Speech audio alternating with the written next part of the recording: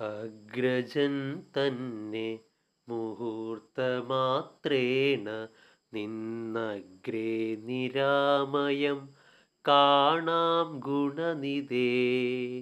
സീതയോടും സുമിത്രാത്മജൻ തന്നോടു മാതരവേറും പ്ലവകബലത്തൊടും സുഗ്രീവനോടും വിഭീഷണൻ തന്നോടുമുഗ്രമായുള്ള രക്ഷോബലം തന്നോടും പുഷ്പകമാം വിമാനത്തിന്മേലേറി വന്നിപ്പോളിവിടെയിറങ്ങും ദയാപരൻ രാവണനെ കൊന്നു ദേവിയെയും വീണ്ടു ദേവകളാൽ അഭിവന്ദിതനാകിയ രാഘവനെ കണ്ടു വന്നിച്ചു മാനസേ.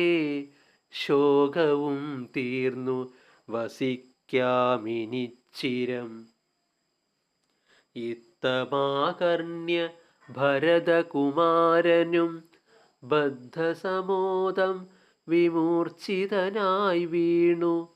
സത്വരമാശ്വസ്തനായ നേരം പുനരുദ്ധായ ഗാഢമായാലിംഗനം ചെയ്തു വാനരവീര ശിരസി മുദാ പരമാനന്ദ ബാഷ്പാഭിഷേകവും ചെയ്തിതു.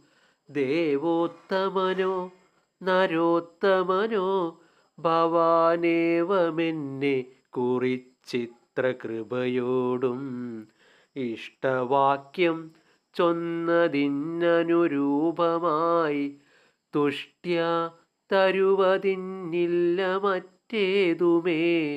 ശോകം മതീയം കളഞ്ഞ ഭവാനു ഞാൻ ലോകം മഹാമേരു സാഗം തരികിലും തുല്യമായി വന്നുകൂടാ പുനരെങ്കിലും.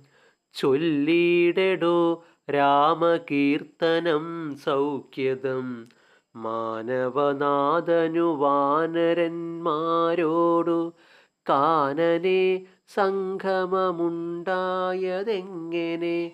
വൈദേഹിയെ കട്ടുകൊണ്ടവാറെങ്ങനെ യാതുദാനാധിപനാകിയ രാവണൻ.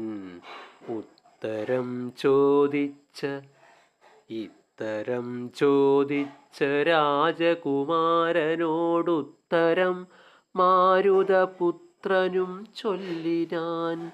ഓം ശ്രീ ഗുരുഭ്യോ നമഃ.